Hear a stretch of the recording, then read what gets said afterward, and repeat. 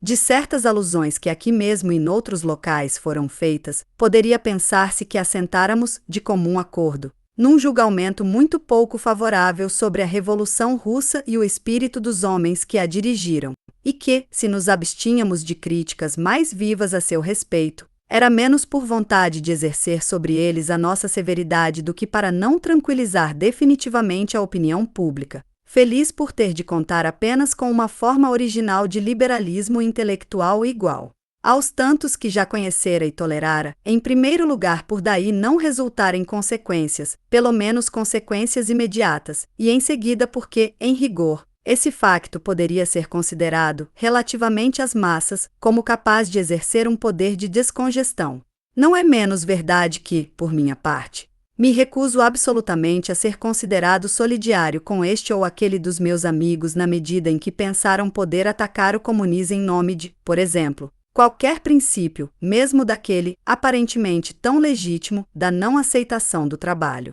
Penso efetivamente que só o comunismo, existindo como organizado, permitiu que se realizasse a maior transformação social nas condições de duração que lhe eram próprias. Bom ou medíocre, defensável ou não do ponto de vista moral. Como esquecer que foi ela o instrumento graças ao qual puderam ser abatidas as muralhas do antigo edifício e que se revelou como o mais maravilhoso factor de substituição de um mundo por outro até aí desconhecido?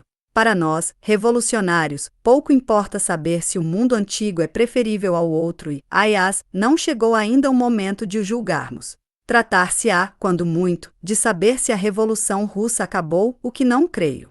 Acabada uma revolução daquela amplitude, acabada assim tão depressa? Já os atores novos estarão tão sujeitos à caução como os antigos?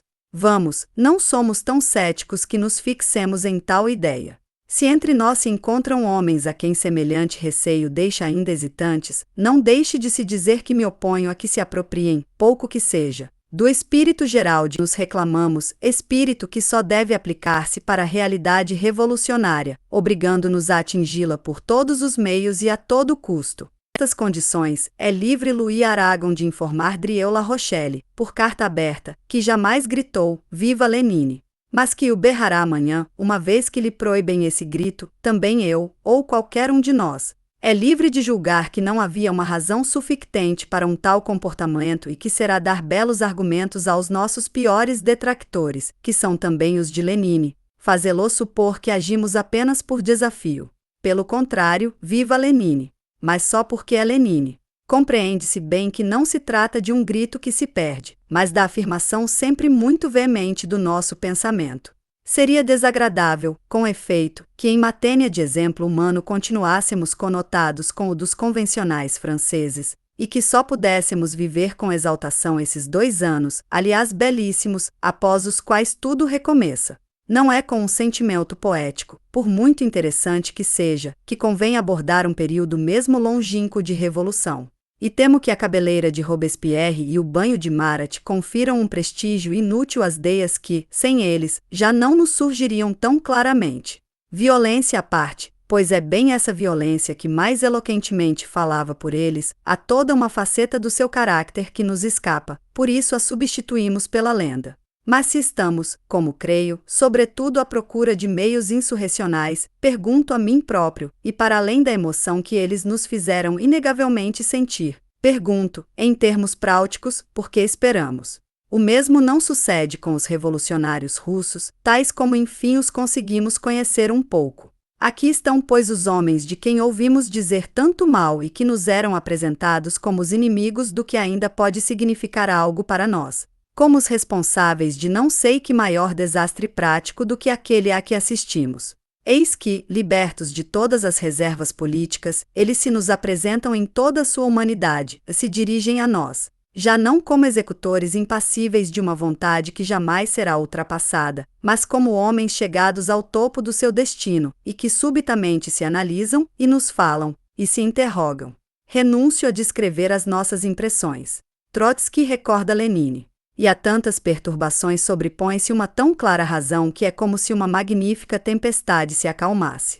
Lenine, Trotsky, o simples impacto destes nomes vai mais uma vez fazer oscilar muitas e muitas cabeças. Compreenderão? Não compreenderão? Aqueles que não compreenderem, mesmo assim aproveitarão algo? Trotsky fornece-lhes, ironicamente, pequenos acessórios de gabinete, o candeeiro de Lenine no velho Iskra, os papéis não assinados que redigia na primeira pessoa e mais tarde, enfim, tudo o que permite fazer o balanço cego da história. Juraria que nada falta, em perfeição e em grandeza. É evidente que não são os outros homens de Estado, de quem aliás o povo da Europa se defende cobardemente, que poderiam ser vistos a esta ius. Pois a grande revelação deste livro, e não será demais insistir, é o facto de que muitas das ideias que nos são mais caras e das quais nos habituamos a fazer depender estreitamente o sentido moral particular que possamos ter, não condicionam de modo algum a nossa atitude no que respeita ao significado essencial que decidimos adoptar. No plano moral em que resolvemos colocar-nos, julgamos que um Lenine é absolutamente inatacável. E se me objectarem que, segundo este livro, Lenine constitui um modelo e que os modelos não são homens, pergunto qual será aquele de entre os nossos pensadores bárbaros que terá a coragem de sustentar haver aqui e além algo a modificar nas apreciações gerais feitas por Trotsky sobre os outros e sobre si próprio, e de continuar a detestar verdadeiramente este homem sem em nada se deixar impressionar pelo seu tom de voz, que é perfeito. É necessário ler as brilhantes, as precisas, as definitivas, as magníficas páginas de refutação consagradas aos Lenine de Gorky e de Wells. É preciso meditar longamente sobre o capítulo consagrado a essa recolha de textos infantis sobre a vida e a morte de Lenine, sob todos os pontos de vista dignos de comentário, e sobre os quais o autor exerce uma crítica tão fina e tão desesperada. Lenine gostava de pescar. Nos dias quentes pegava na linha e sentava-se à borda de água, pensando durante todo esse tempo em como poderia melhorar as condições de vida dos operários e dos camponeses. Viva, pois, Lenine!